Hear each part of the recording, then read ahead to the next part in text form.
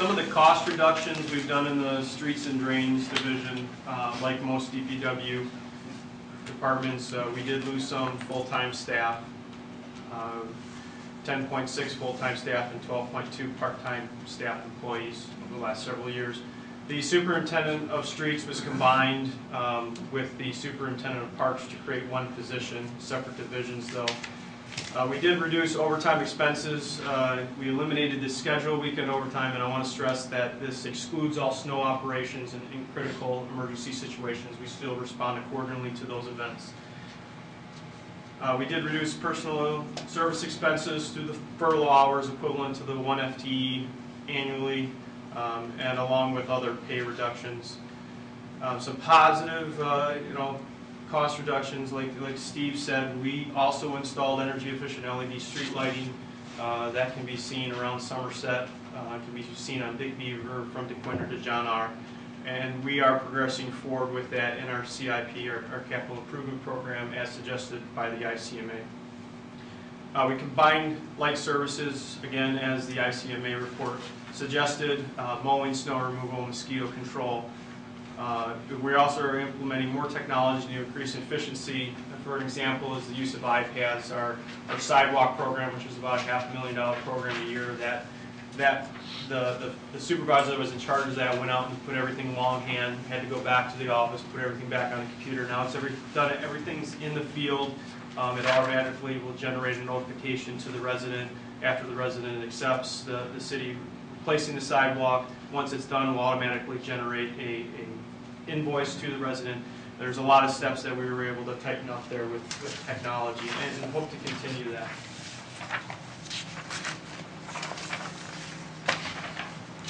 Some of the pressures and concerns, it's a little redundant what you've heard already tonight, but we're really becoming a reactive versus proactive department.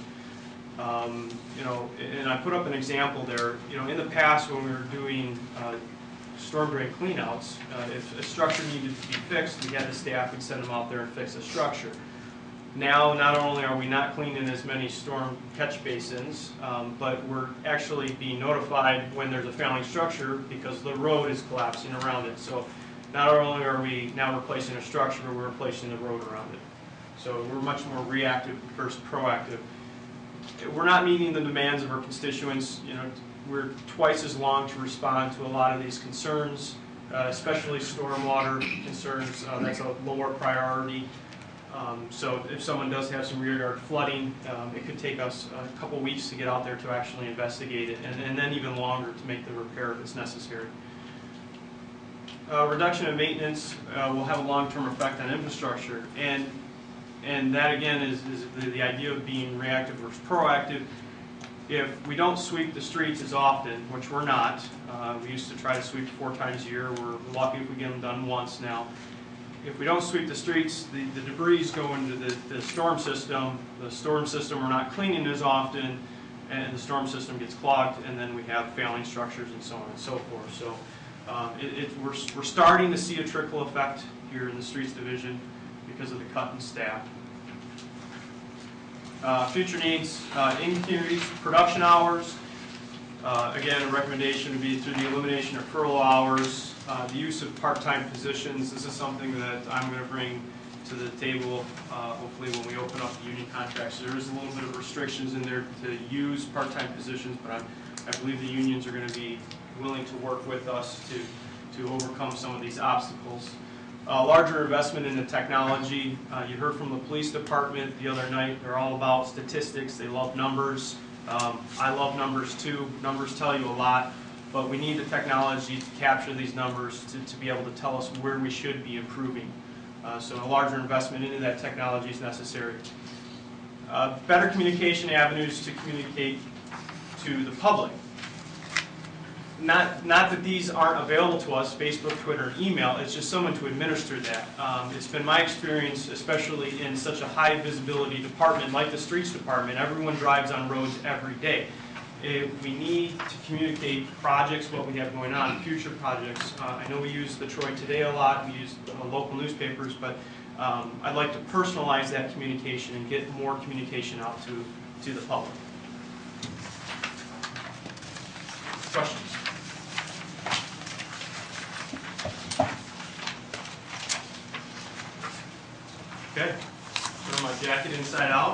Then a different person will go to the Parks Department.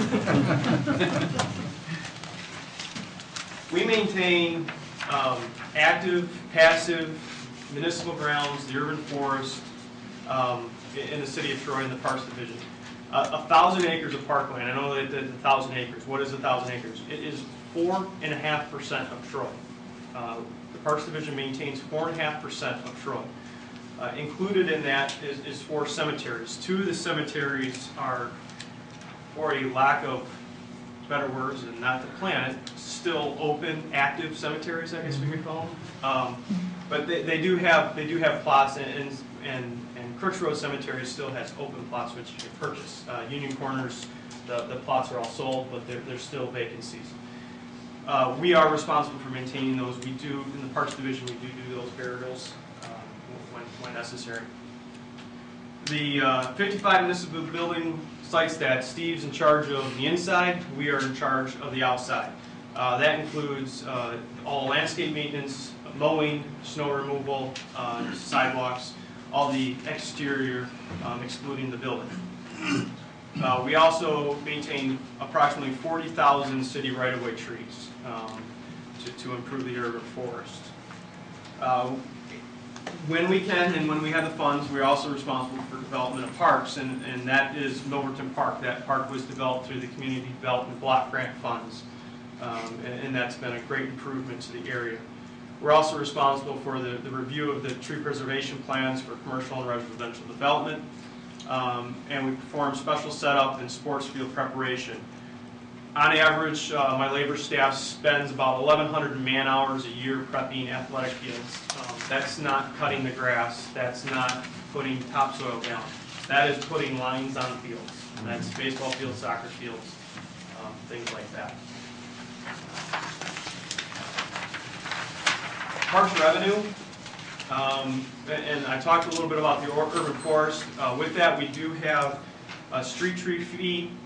This fee is when new homes are built in Troy, we require them to pay a fee to ensure that the city of Troy provides them a tree to improve the urban forest.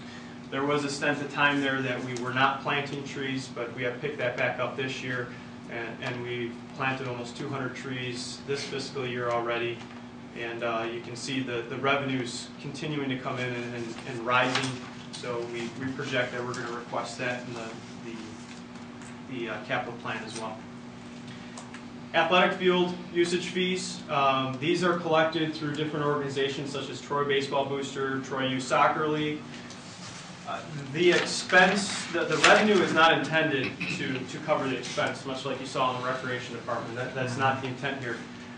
What the revenue again just pays for that 1,100 man-hours to put lines on fields and the supplies it takes to put on those fields.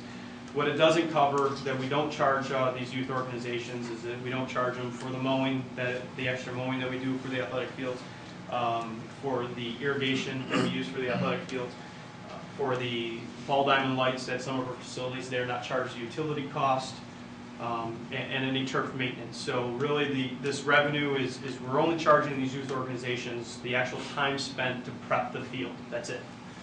So pretty good deal. Shelter reservation fees, again, this revenue is collected through the recreation department. Revenue, again, is not meant to zero out our expenses. You can see we've got some pretty high expense. This account is one of our major accounts in the Parks Division. It's our park maintenance account. It covers everything from toilet bag and trash cans to cutting the grass, paying the contractor to cut the grass. So it is one of our largest accounts. It is the largest account in the Parks Department. Our operating budget, and this has been separated from recreation. So this is just parks. You can see our operating budget is consistently going down. And our capital budget, we did at one time have a very, very large capital budget, but if you remember, it was our capital funds were reallocated, which were really earmarked for trails and pathways, were reallocated so we could still become sustainable in other areas. So you'll see the decline in capital. The $69,000 was an allocation for the park restroom, what this community development block grant actually reimbursed in 2011 as well. And in 12-13, there is no capital request. Cost reductions, again, staff reductions, reduction of 10 full-time and 35 part-time staff. We use approximately about 15 seasonal staff in the summertime, and we have 5 labor staff and 1 supervisor in the Parks Division to maintain all that 1,000 acres of parkland, cemeteries, and everything.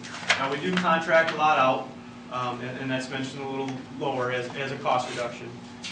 Furlough hours, that's 520 hours annually, or a quarter of a full-time equivalent. Pay reductions. Other cost reductions include maintenance reductions. We have eliminated irrigation on all medians, excluding the DDA, and all non-athletic fields in the parks.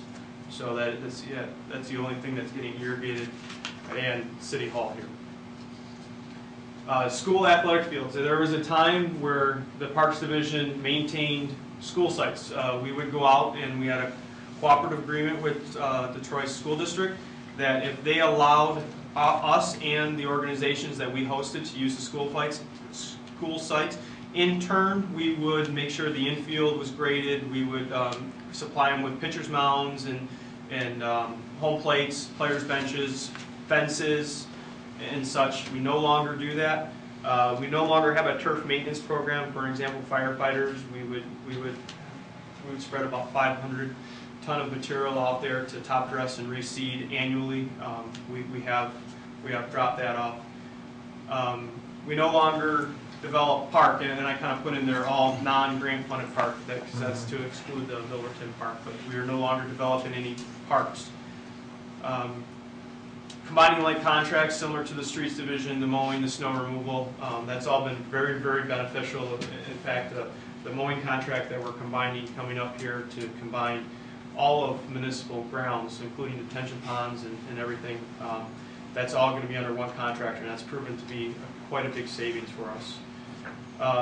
Fertilization, again, snow removal, creating a hybrid contract, in-house services, our agriculture. That's at one time that was the forestry was oversaw by the field supervisor in the Parks Division. We have dedicated because of the ICMA recommendation, a laborer, an arborist to oversee that contract. Because of that, we found that the hybrid, that arborist just doesn't oversee the contractor. He's out there doing work as well, trimming trees, watching for diseases. In fact, he was the one who discovered the Imprellis damage to our row honey locust that I think we informed you about last December. So he was the one who brought that up to our attention and was instrumental in getting the different universities involved in actually discovering what that was. Pressures and concern, limited support to recreation department programs, camps, athletic programs, Family Fest, to bring it up again. One of the causes of recreation's larger programs, Troy Days, was because the Parks Department could not supply staff anymore to help out with those programs. Limited support to athletic organizations, Troy Baseball Boosters, Troy Youth Soccer League. Again, the school sites provided a lot of extra sites to the Troy Baseball Boosters so they could play their games out on school sites. Since we don't have the staff to go out to those different places anymore, we've really had to condense those organizations into our parks if they want us to prep the fields for them. And it has been a constraint on them. A lack of administration, unable to support volunteerism, public-private partnerships.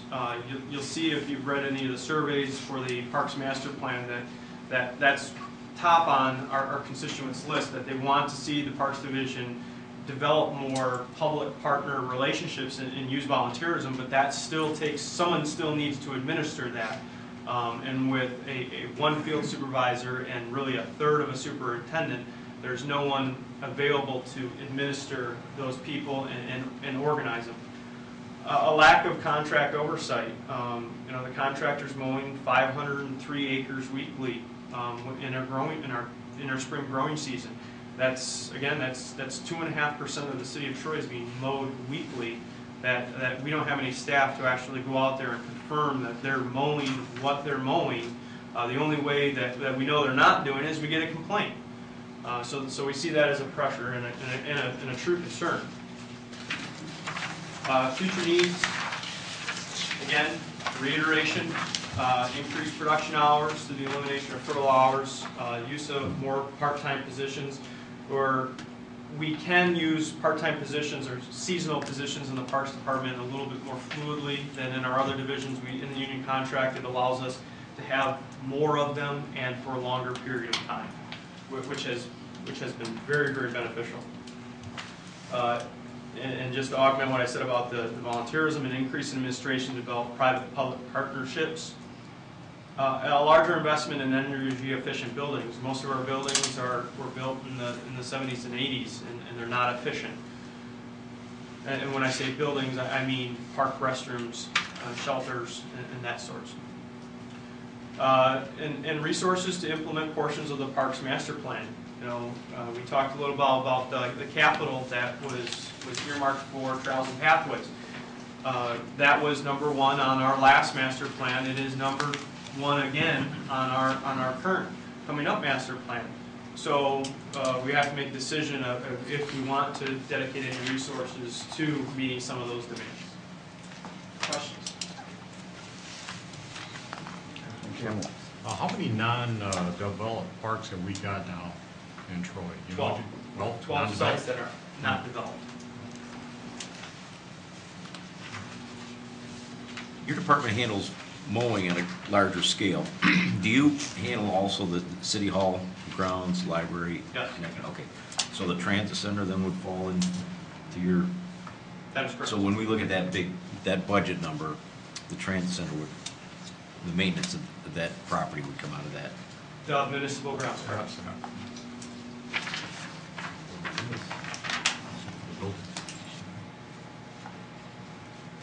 Kurt, you talked about it's a small number, but leasing fields to the youth, and they get a great rate and so forth. You're only charging for the cost to line the fields. Do we have outside clubs and organizations from outside of Troy that lease fields, and do we charge them a much higher rate? We do have outside organizations interested in leasing our fields. Currently, we do not, but we are trying to develop a policy or procedure that would allow that, and yes, there would be a higher usage. Just to follow up to that, Kurt, do we actually have park times available? I know scheduling is a nightmare sometime in the summer for ball teams and so forth, but do we actually have time available that we could lease parks to outside sources if we had the admin to handle it? Carol wants to jump in on the admin part, I'm sure, because she would be in charge of programming. We're in charge. If you can touch it, Parks is in charge of it. If it's programming, it would be recreation. But I can answer the actual field part of it. What we've noticed over in the last several years is we used to rest our fields at least half a year, so they'd only either get spring play or fall play. Yeah. Through some of our new fertilization techniques and everything, we've realized that we might not have to rest them as long as we actually have to. So there is not an abundance, but there is field availability. Okay. Carol, on the... Particularly for special events, tournaments, etc. That is where the greatest potential is for outside use. It wouldn't be a big number, but there's some revenue that we could generate there, at least outside. We have had organizations who've come to us who want to put on like national championship events, which would take like a whole 3-day weekend, which would actually have a substantial economic development impact because of hotel rooms and things like that. But it's something we have to grapple with because in the past we really did not allow those types of activities. Think about it. The new baseball field that was just put in for, I forget what high school is. Do we maintain that? No. Okay. It's a completely separate agreement that they take care of. A lot of water too. Yeah. Yeah, they came to us and wanted us to not charge them for sewage on the water they used, and we told them that we didn't think that could happen because we charge ourselves sewage on the water we use on any irrigation that we would do. When we flush hydrants, when we do any type of work that uses water, we still, as a city, pay that just as a resident in the business. I've had that argument with Rick too and lost. We use a lot of water. Okay, thank you. Mr. Mayor, if I may address Mr. Henderson's question again regarding the transit center. Yes, well, I'm sure we would use the same contractor to do the more, but just to make sure that we're clear, the allocated expenditures would go to a transit center type department, so we'd be able to track those type of expenses. Hold out. Yes, exactly. As we do with all our parks. Yeah, it'd be the same guy mowing all the grass in the city, but we know how many times he mows that, what he's gonna charge us for that particular site, and that'll all be tracked. We allocate the expenditures to each of the parks so we can track that. This is the last division we're gonna talk about, fleet maintenance, who we are, what we do. We're an internal service department that provides 24-hour service for emergency operations, a 2-shift maintenance. We do a day shift and an afternoon shift. We maintain vehicles and equipment to the city departments. Some city departments own individual pieces of equipment that they purchased. We repair and maintain those on an hourly basis in a parts, time and material situation. And the vast majority of equipment and material is actually owned by our fleet division, and then they charge regular rental rates based on a state rental rate schedule that's provided to the cities. We also in-source work from 13 other agencies. The Troy School District is a large one. You know, we do some Huntington Woods, some Clawson. We have several groups that have approached us to do more work. Tom likes to see us do more work because it does cut costs of our square footage of our facilities down. But the issue can become, and has to be, that we have to maintain our own first. And what we look at in that is if we were to put more staff on, yeah, we could bring more insourcing in, but you know, where's that balance? We're always taking a look at that and reviewing that, and that's part of our discussions we're having with Brian. The in-house services that we do, we have heavy vehicle and equipment repair staff. We actually are qualified to do manufacturer warranty from the big three. So when we buy equipment from them, if there are warranty issues, we're authorized to repair those instead of sending those back out to the dealership that we purchased it from, not knowing how long it would be back to us. So we can schedule all those repairs, and that's an important part of what we do. Certainly with our police fleet and all the large trucks that we have maintaining our roads through the city. Contracted services, everything is evaluated. If we can do it cheaper outside and effective. Two of the things we do a lot of outside is body shop repairs and tire service. Fleet maintenance revenue, again, we charge rental rates to the departments for the equipment they use. If it's a vehicle is with them 8 hours a day, we take an 8-hour rental charge, and in those rental charges we pay for maintenance and replacement of vehicles. Again, 13 outside agencies. That adds quite a bit of revenue, cuts our costs. These revenues offset building, utility, staffing, and other operational costs. Fleet maintenance budget history. It's always been right around $600,000. This is certainly not capital. This is operations. This is parts, man hours, and any other materials, utilities for the 20,000 square foot areas that they maintain. Cost reductions, insourcing augments that cost reduction. We performed a utilization study, and we were able to reduce between reductions in staff and other departments, reduce equipment and vehicles. Give an example, the Parks Department was severely reduced in staffing.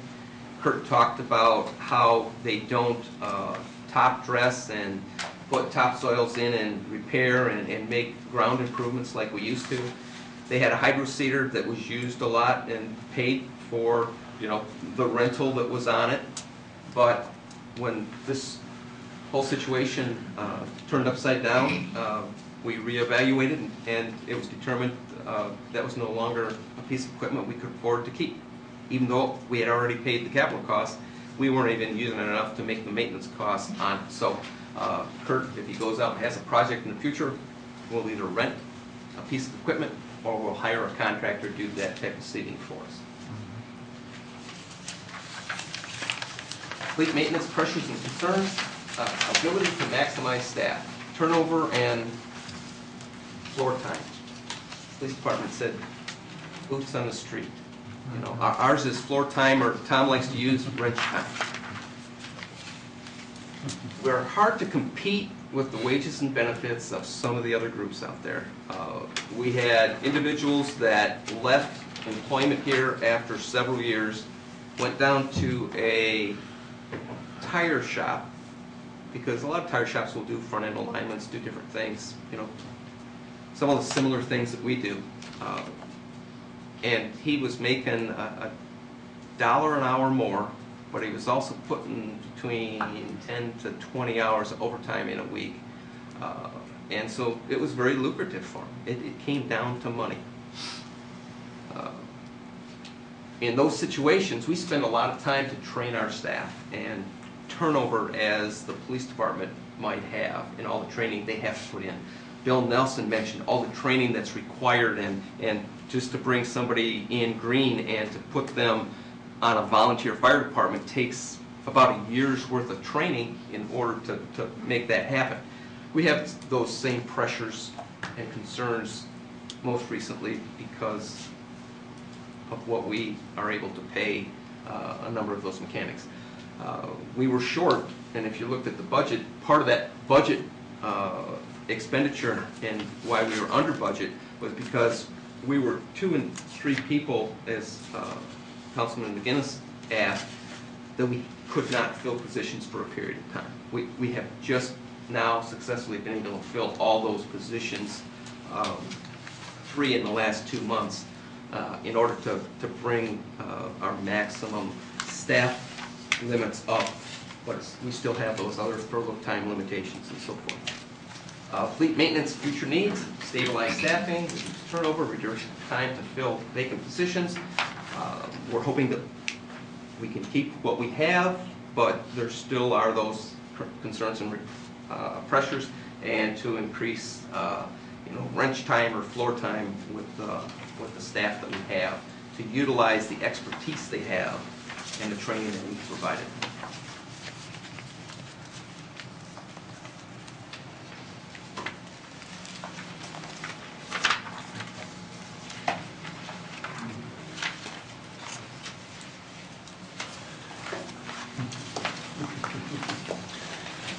I always find as many questions after 3 hours than you do after 1 hour.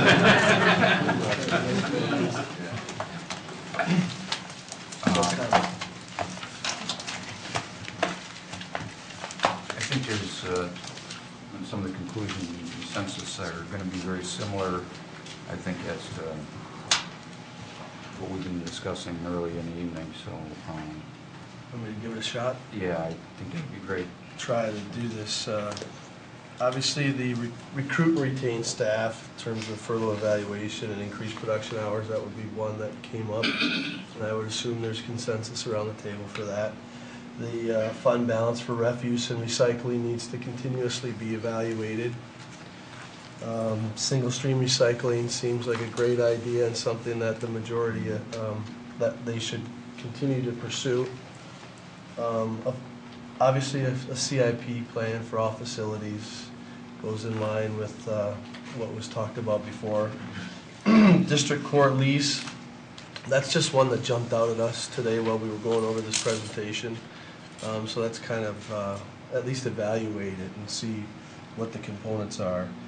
Evaluate the use of technology and investment in it, as Kurt talked about, to enhance the data. Communicate projects through social media and other means of communication with residents and the public. Review energy efficient opportunities, and develop a policy and rate for outside groups using athletic fields.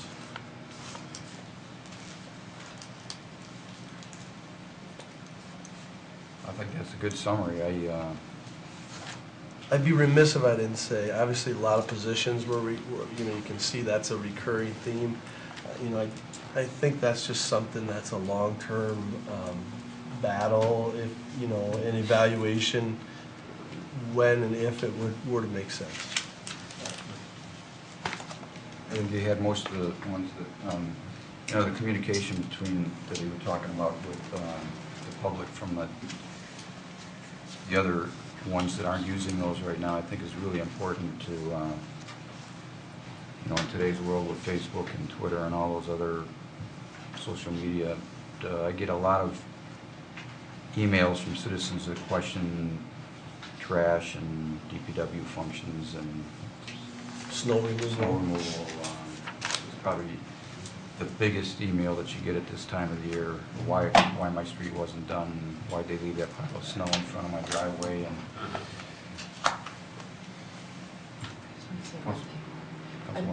just something to keep in mind when we're talking about retaining and attracting the employees. Something came up tonight that I hadn't really heard before, but I think it's probably important because we're talking about furloughs and other things about getting the actual employees to come here, but there was some comment about HR and how it ties into HR, and I know we're not there yet, so I don't want to spend more time on that, but obviously I think the issue is twofold, really, is what we're hearing, that it may be the issue of furloughs and just in general some of the benefit packages, but also if we had a bunch of people knocking down the door right now, it sounds like we don't have the staff in the HR department to process it, and that was something I really hadn't given a lot of thought to, so I think it's important that when we're talking about each of the departments that did such a great job of presenting tonight, thank you, we also really need to consider that as well, because even if we make all these changes, if we don't have the ability to process and help Peggy and have that department running smoothly again, then it's really not going to do us any good.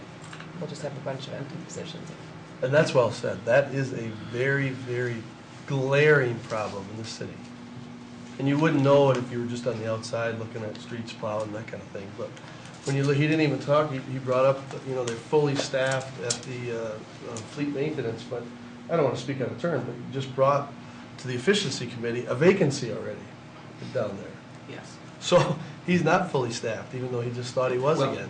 We're fully staffed with wrench turners. This happens to be a staff person that supports the wrench turners, gets the parts, inventories them, makes sure that the vehicles are, where they're supposed to be, and bringing them in so that we can have that, have that happen in turn, so that the mechanic doesn't have to go around and try to find things. There's a support staff that help to do that. So yes, Brian, we did. But absent all that detail, you can't happen without it, right? So he thought he was ready to go, and he's not. Now that's another position that HR is not going to be able to get to quickly. Well, I think that's why we have to prioritize our needs. And certainly you can't add at the bottom if you don't have enough to take care of it at the top, obviously. But, almost 4 years ago, we were in a crisis here, and we did some things that the best case scenario is that 3.5 years later, you look at what you did and you reevaluate what you did, and now we're in a position that we can now take a look at what we did and reevaluate it. That's the good news. But we need to look at choices. We need to look at prioritizing what's out there. We can't do it all in 1 year. As Mayor Pro Tem Fleming said, we can't take all the money and use it in one shot. That would not be a wise decision, and I see Mr. Darling just shaking his head over there, who controls the funds. So I think it's great that we see each department come here and give an overview of their needs, and then it's going to be our job to prioritize those. And are there any other questions, comments? So our next order of business is public comment. If you would just come to the microphone and give us your name, and if you're a resident, we know your name, but if you would just... Okay, I'm Jim Werpatinsky, been a resident for 37 years. 3 minutes. Okay. First of all, I want to thank Mr. Kishnick for putting this thing together. This is great. I'm looking forward to having a well-educated council at these budget sessions for the first time ever. So that's going to be great. Also want to thank all the presenters tonight and the ones Monday. You're all very well prepared, and we all learned a lot from you. The water increase was mentioned earlier today, and I was one of the people that sent an email in to Mr. Kishnick on that. I got an immediate response back telling me that within a couple of days, Mr. Richnick would get back to me, which he did in an email detailing the whole thing. And that's the same thing that ended up, I think, in the city council agenda. So wonderful response, guys. The Parks and Recs public input meeting, that was mentioned tonight too. That was a week or two ago. I was at that, and staff gave us a presentation, and we had an opportunity to give some input. And when staff gave the presentation, based on old surveys, they had dog park number 3. And by the time we got done with that session, we went and put stickers on what we wanted most. And I know there were more stickers on dog park than anything else. So I think dog park's number 1 now. And then finally, I had a brief conversation with Mr. Kishnick after he first kicked this thing off a couple weeks ago or whatever, when I saw this, what kind of a city do we want to be? And I said, okay, in business, we would ask the customers what they want. And so I think Mr. Kishnick and I agreed that the city should ask the residents what we want. But we didn't go any further than that. I'd like to make the recommendation right now that maybe you schedule a public input meeting at the community center. Have to be there because I think you'd get at least 200, 300 people at the thing. So that's it. Thank you very much.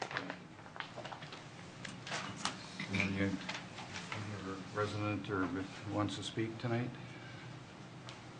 Seeing none, we are adjourned. Thank you.